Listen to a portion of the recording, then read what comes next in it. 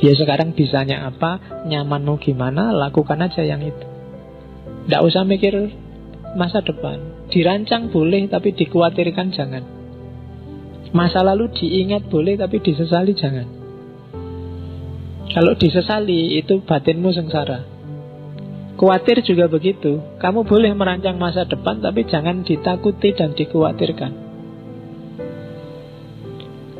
Masa depan yang kamu takuti, kamu naik motor kok, wah jangan-jangan kalau nabrak gimana, wah jangan-jangan kalau macet gimana, kamu gak jadi naik motor. Terlalu banyak khawatir. Atau dulu ada yang kecelakaan di sini, wah dulu ada yang jatuh di sini, wah dulu, namun akhirnya nggak jadi jalan juga. Jadi jangan menyesal yang sudah terjadi dan jangan khawatir dengan yang belum terjadi. Nikmati saja saat ini. Nggak usah khawatir. Hidup itu memang kadang seneng, kadang susah. Pokoknya nyawanya di situ. Masa depan mungkin mengkhawatirkan, tapi pasti tetap di masa depan ada seneng, ada susah. Masa lalu yang kamu sesalkan pasti ada senengnya, hanya yang kamu ingat susahnya saja. Iya kan? Kamu kuliah SMA yang kamu ingat ditolaknya saja, padahal yang nolak cuma satu, temenmu banyak, gak ada yang satu pun yang kamu ingat. Yang kamu ingat ya yang kamu tembak dan kamu ditolak itu. Ya kan? Masa lalu gak usah disesali deh, katanya Surya Mentara. Nyari perkara wong sudah lewat, sudah terjadi kok. Ya masa lalu itu anggap aja kayak situasi di belakangmu pas kamu naik motor. Ya sekali-sekali dilihat lewat spion. Cuma naik motor jangan lihat spion terus. Ya, kalau kamu lihat spion terus bahaya malahan kan. Kamu khawatir, lihat belakang terus. Lihatnya ke depan. Cuma jangan khawatir, jangan-jangan di sana ada kecelakaan, jangan-jangan kamu nanti nggak jalan, jangan-jangan ada orang motong depanku, jangan-jangan nggak jalan. Dinikmati aja naik motornya. Nggak harus terlalu khawatir yang di belakang sama yang di depan. Jadi sesal dan khawatir. Kalau kita bebas dari iri dan sombong, dari sesal dan khawatir, maka kita bisa tabah, bisa tatak. Kalau bahasanya Surya Mentara, tatak itu tangguh. Kenapa orang jadi tangguh? Karena dia ngerti filosofinya hidup. Filosofi yang mana? Mulur mungkret, seneng susah, ora iri, ora sombong, ora getun, dan ora khawatir. Kalau kamu punya prinsip ini, hidupmu akan kuat, tatak. Apapun yang terjadi, kamu akan tabah. Tidak usah takut dengan kesusahan. Sesusah apapun orang, pada saatnya akan ganti jadi seneng. Seseneng apapun orang, pada saatnya akan ketemu masalah dan jadi susah. Entah masalah besar, entah masalah kecil. Maka solusinya bukan jangan sampai kita susah atau semoga kita senang terus, tapi solusinya adalah pahami ritme senang dan susah. Di situ kita bisa tabah. Tabah itu tatak. Tatak itu gak cuma kalau ada kesedihan, pas senang juga harus tatak. Senang luar biasa tiba-tiba dapat undian mobil, dapat undian rumah. Nah itu tatak. Kalau tidak kuat tiba-tiba pingsan kamu, alhamdulillah dapat rumah.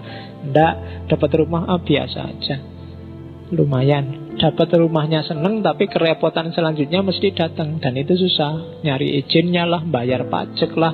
Terus yang rumah dijanjikan ternyata disuruh bayar sekian persennya, pajaknya 25% sendiri, rumahnya harganya 1 miliar, 25%-nya berarti bayar 250 juta, golek neng ti. Kesumpekan baru datang, ya kan? Habis itu tetangga kiri kanan tiba-tiba datang, ayo persenane, ayo sumpek lagi, ya kan? Loh, hidup itu kan selalu begitu. Jadi tabahlah, tataklah, baik dapat senang maupun dapat susah. Nah, untuk bisa semua tadi, kuncinya apa? Kenalilah dirimu, merui gagasane dhewe. Ketahuilah dirimu. Jadi kayak tadi, tengganglah dirimu, kenali dirimu, kenali perasaanmu. Buang semua yang tidak penting. Buang semat, derajat, keramat, itu semua semu. Pahami keinginanmu, buang semua yang tidak penting, kenali dirimu.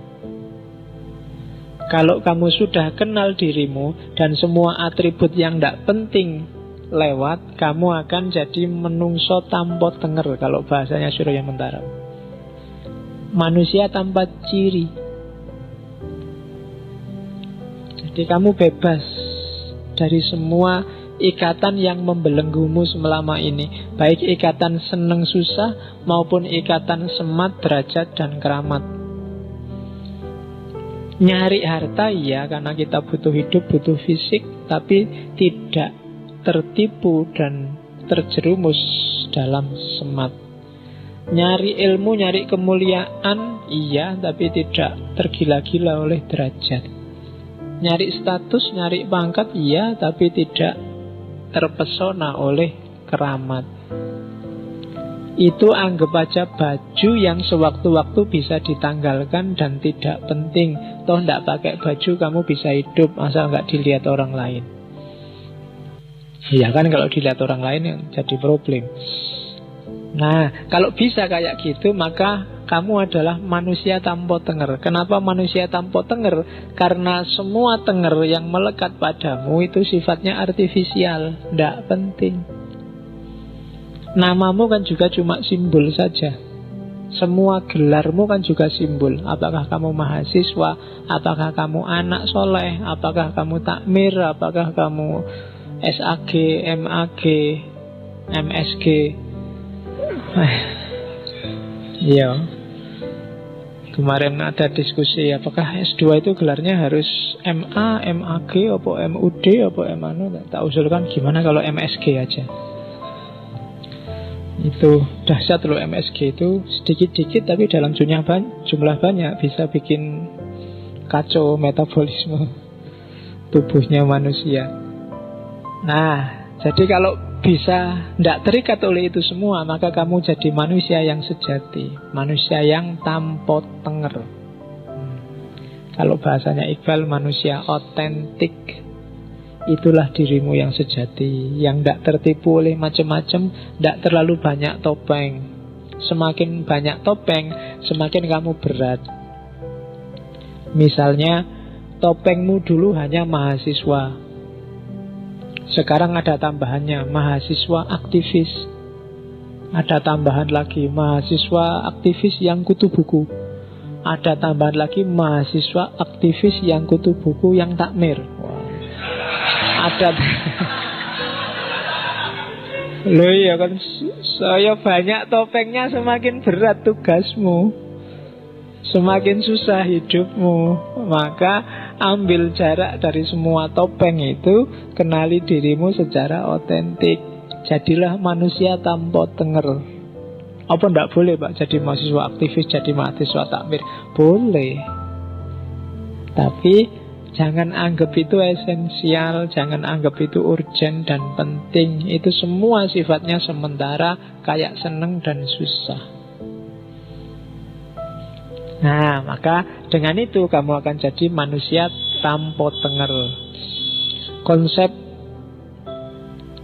yang sangat terkenal dari Surya Mentaram yang lain adalah mawas diri. Mawas diri ini semacam pahami diri, kuasai, kontrollah diri, itu mawas diri. Jadi mawas itu memahami, menguasai, dan mengontrol perjalanannya. Itu berarti kamu bisa mawas diri. Ya, kita lihat unsur-unsurnya. Ini dirumuskan dari beberapa narasi hasil ceramahnya Ki Ageng Surya Mentaram. Jadi apa sih tujuannya mawas diri itu?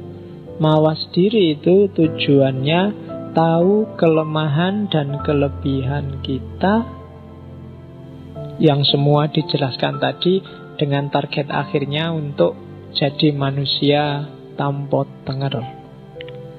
Jadi kenali dirimu, kenali topeng-topengmu, dan jangan terikat oleh topeng-topengmu. Terus prosesnya apa? Ya proses kognitif, mikir. Pikirkan semua data yang kamu dapat sepanjang hidupmu. Jadi hampir semua filosof, tidak barat, tidak timur, menganjurkan setiap orang untuk muhasabah, mikir tentang dirinya sendiri. Kalau ini saja tidak dilakukan, ya jangan mimpi jadi filosof. Ketika kalian sudah matok, Pak saya ingin hidup yang reflektif, ya berarti harus ada fase muhasabah dalam hidupmu. Entah formal, entah non-formal. Ya non-formal mungkin sambil malam-malam kamu mikir, sambil nonton sepak bola kamu mikir dirimu, sambil ngapain mikir dirimu. Itu namanya muhasabah. Atau ambil momen khusus, atau syukur-syukur kalau bisa ditulis. Siapa sih dirimu itu menurutmu? Jadi membaca dirimu menurut kamu sendiri. Nah, itu namanya muhasabah. Jadi ada proses kognitifnya. Apa yang dilakukan orang saat muhasabah? Yang pertama, nyawang karep. Nyawang karep itu pahami keinginanmu, hasratmu. Apa saja sih targetmu? Itu nyawang karep. Yang kedua, mandu karep. Setelah kamu pahami keinginanmu, sekarang kontrollah keinginanmu. Jangan dilampiaskan sembarangan, diatur strateginya, diatur mana yang layak dikarepi dan mana yang jangan dikarepi. Yang ketiga, baru membebaskan diri dari karep. Boleh punya keinginan, tapi jangan disetir hidupmu oleh keinginan. Jangan diperbudak oleh keinginan. Apalagi keinginan-keinginan yang artifisial. Jadi hidup jangan dirajai oleh keinginan semata. Itu sebenarnya yang mati-matian diperjuangkan oleh para filosof, khususnya filosof moral dan agama. Untuk biar orang tidak disetir oleh keinginannya yang sembarangan. Jadi agama, akhlak, moral, filsafat itu datang untuk ngajari manusia sampai di mana batas-batas keinginan boleh dia lampiaskan. Karena kalau tanpa itu, kalau kamu bebas saja mikir keinginan, mungkin keinginanmu tidak karu-karuan dan dunia ini rusak. Manusia itu kan bebas hakikatnya, dan dia boleh ingin apa saja kalau cuma ingin loh ya. Cuma sumbernya dunia ini damai, tentram, apa kacau, itu keinginanmu. Dari keinginan muncul perbuatan. Maka pertama-tama kontrollah keinginan dan jangan diperbudak oleh keinginan. Itu mawas diri. Dan dari situlah, yaitu bahasanya strategi, orang akan naik kelas, naik level. Ada gradasinya untuk menuju manusia yang tanpa ciri tadi. Gradasi pertama, kalau istilahnya Surya Mentaram, manusia paling awal itu juru catat. Juru catat itu, kalau bahasanya Mula Sadra, para filosof Muslim biasanya juru catat ini kayak tumbuhan. Jiwa tumbuhan, bayi itu juru catat. Dikasih apa aja masuk, kayak tumbuhan. Pasif, cuma bisa menerima apa saja. Itu level manusia paling awal. Jadi kayak orang juru catat. Juru catat itu didikte aja. Anak kecil, balita itu kan didikte aja, dia jalan sesuai pendikteannya. Naik makom kedua, catatan. Catatan itu kayak jiwa binatang. Dia sudah mulai bisa menggunakan data yang masuk dalam dirinya. Ini bagian apa? Jadi mulai dipahami. Kalau tadi cuma nyatet, kalau sekarang dia sudah bisa memahami catatan. mulai muncul hasrat, keinginan, mulai muncul cita-cita, mulai muncul, itu level kedua. Level ketiga namanya krudo mongso. Krudo mongso itu makom jiwa yang diliputi oleh ego. Ini yang harus dipahami. Ego itu ndak selalu jelek. Hasrat, keinginan itu kan nggak selalu jelek. Cuma dia harus dikontrol, dipandu. Orang yang ndak bisa ngontrol dan mandu hasrat keinginannya, dan dia disetir terus oleh ini, berarti dia ada di makom krodho mongso, makom egoistik. Dan puncaknya ketika dia bisa membebaskan diri dari egoismenya, dia akan jadi manusia tanpa diri. Dari semua topengnya tadi, dia akan ada di puncak kebahagiaan, yaitu manusia yang tanpa identitas, tanpa tenger, tanpa diri. Disitulah kebahagiaan puncak menurut Ki Ageng Suryo Mentara. Oke. Di antara banyak catatannya Surya Mentara, saya nemu satu teori bagus sebagai penutup. Syaratnya menikah itu, kalau kamu baca, iya, ketoknya lucu, tapi kalau kamu pikir itu dalam loh. Ya kan? Nomor 1, kamu menikah itu harus sama-sama manusianya. Ya kan? Itu penting karena kalau kamu nikah mungkin ya pasti sama manusia, tapi punya nggak dia watak kemanusiaan? Iya kan? Iya, jadi cari yang manusiawi, punya karakter manusia, bukan punya karakter tumbuhan, punya karakter hewan, enggak. Cari yang punya karakter manusia. Ya. Terus yang kedua, cari yang sama-sama hidup. Maksudnya apa? Kalau kamu menikahi orang yang enggak bisa urip, maksudnya enggak punya hidup, enggak punya kehidupan, enggak punya gairah, enggak punya hasrat, enggak punya keinginan, tidak akan nyaman hidupmu. Cari yang masih punya api. Jangan nikah dengan orang yang putus asa, depresi, stres, gak punya gairah hidup. Itu susah sendiri kamu nanti. Cari yang urip.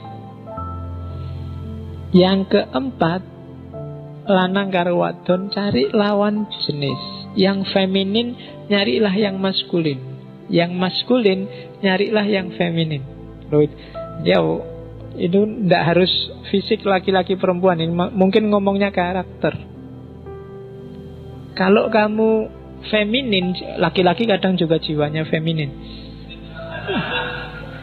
Kalau kamu feminin, lembut, dapat istri yang juga feminin, lembut, rumah tanggamu anyep. Apa anyep itu? Ya kan, kalau bahasa Cinonya yin dapat yin, itu kacau. Kamu akan tiap hari diem aja, nggak ada ngobrolnya, pokoknya ayo gitu dok. Loh, ya kan? Atau yang dapat yang itu rame sudah, bales-balesan pantun terus tiap hari, rame, nggak enak. Lanang harus dapat wadon. Yang keempat, podo dewasa nih, sama-sama dewasa. Ini nggak perlu tak jelasin kan. Masa kamu nikah sama yang masih anak-anak, masih tidak bisa mikir, ada anak-anak, atau bisa juga masih kekanak-kanaan. Itu juga susah. Kamu harus ngomong meskipun umurnya banyak mungkin. Ya kan, itu juga problem sendiri. Dan yang terakhir pasti sama-sama mau. Mau itu berarti apa? Sama-sama siap secara mental. Kalau enggak juga susah, berat kehidupan perkawinanmu.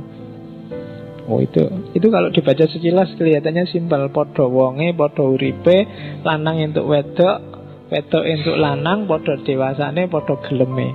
Tapi sebenarnya filosofinya agak dalam. Itu syaratnya nikah. Selain itu, apakah perlu KUA, apakah harus siri, apakah itu? Jawabannya Surya Mentaram, sak butuhe, sak perlune. Ya kan? Sak cukupe. Kalau cukup teman sak kelas ya cukup, tidak apa-apa. Kalau cukup dengan seperangkat alat sholat ya tidak apa-apa. Kalau cukupnya seperangkat alat sekolah juga tidak apa-apa. Nah, ya kan? Selain itu bisa dinego. Cuma yang 5 di atas itu carilah dengan standarmu sendiri, jangan dinego. Kamu nyari yang bukan manusia juga susah, yang satu nggak hidup juga susah, yang sesama jenis itu masalah. Ya kan? Baik lahir maupun batin. Yang masih kanak-kanak juga masalah, yang tidak mau juga masalah. Nah, jadi yang penting gelem, dewasa, lawan jenis, urip, podo menungsane. Nah, itu syaratnya orang nikah. Selain itu standarnya subjektif. Sak butuhe, sak perlune, sak cukupe. Oke, alhamdulillah kita selesai dengan Ki Ageng Surya Mentaram, kebahagiaan. Silahkan diambil yang relevan untuk hidupmu masing-masing. Tidak harus dihafalkan, tidak ada ujiannya. Jadi pakai aja yang menurutmu manfaat untuk hidupmu. Oke, filsafat lembut gaya timur saya kira sudah. Minggu depan kita filsafat yang agak keras. Kita akan ngomong politik. Minggu depan saya awali dari filosof politik Barat Thomas Hobbes. Dia nulis satu buku yang luar biasa, judulnya Leviathan. Leviathan itu makhluk monster yang itu simbolisme negara. Seperti apa pikirannya Thomas Hobbes, yang punya asumsi bahwa manusia itu adalah hakikatnya saling memangsa. Itu minggu depan. Minggu depannya lagi kita akan ngomong filsafat nazismenya Hitler. Minggu depannya lagi kita ngomong Ahkamus Sultaniyahnya Al-Mawardi. Minggu depannya lagi kita akan ngomong Marxismenya Soekarno. Bagaimana gagasan-gagasan politik. Bagi saya 4 ini cara berpikir politik yang non-mainstream. Yang mainstream sudah kita bahas di bagian awal dulu. Ada sosialisme lah, ada yang lain-lain itu yang bisa kita bahas. Hari ini kita ngomong yang non-mainstream, cara berpikir politik yang khas. Termasuk Al-Mawardi yang banyak dikutip orang-orang yang ingin bikin khalifah, kekhalifahan. Jadi kita lihat seperti apa pikiran-pikiran politiknya. Setelah itu entah bulan depan kita ngomong apa lagi. Oke, saya akhiri sekian ngaji malam ini. Insya Allah ketemu lagi minggu depan. Kurang lebihnya mohon maaf. Walafu minkum. Wallahul muwafiq. Wallahu a'lam bissawab. Wassalamualaikum warahmatullahi wabarakatuh.